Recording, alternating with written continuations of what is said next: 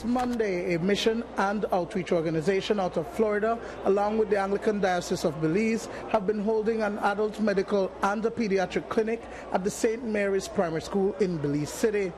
Some 49 persons who worship at the Holy Sacrament Episcopal Church in the U.S. took time to come and offer basic medical checkups to Belizeans. We see all the kids, both from the schools and also from the community.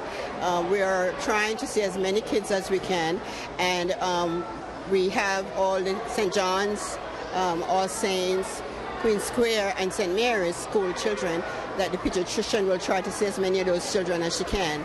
And then we have the adult medical, and we have one physician there with a physician assistant, and she's seeing as many people from the community that comes in to see the doctor. We were here last year, first year when we came, and we actually went to Queen Square only last year. You know, we saw the children there, and we saw the need for some construction work in Queen Square.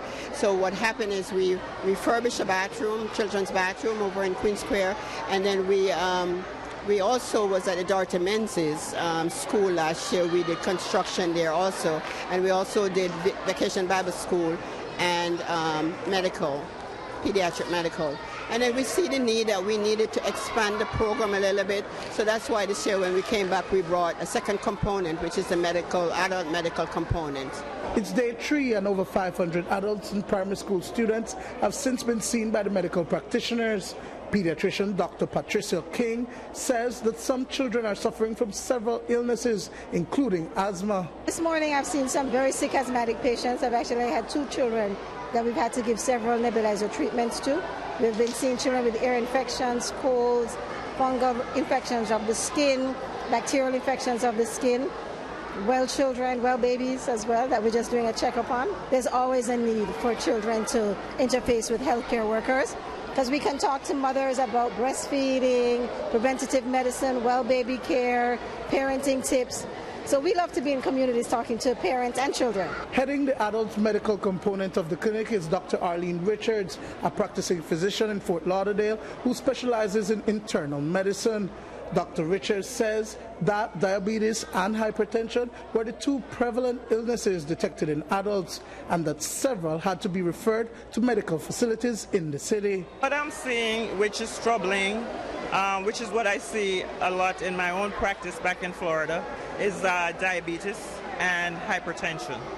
And what I find in our community many times, what we call non-compliance, is that people don't fully understand how serious it is to not take their medications, to not take care of themselves, to not exercise.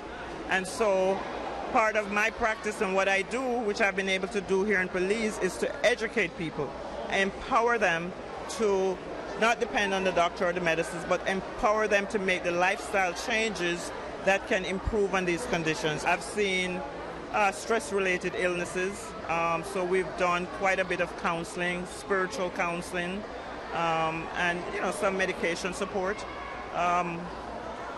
So those are the main things that I would see back at my practice, at home. Yeah. Musculoskeletal complaints, like arthritis, osteoarthritis. And what we know that those conditions are really related to lifestyle. As to the data that's collected from the clinics, Head of Mission Erna Cunningham says that it will be forwarded to the Ministry of Health for follow-ups with the patients. One of the requirements of the ministry is that once we are done with the clinic, we have to submit to them the data on all the patients that we have seen so that they can follow the patients when we're gone. So what we do is we have 2 people one in each clinic, and as they're seeing the doctor, they collect the data. So when we go back, we scrub it, and within a week or so, we send the data back to the ministry so they can follow up with the patients. Dwayne Moody for News 5.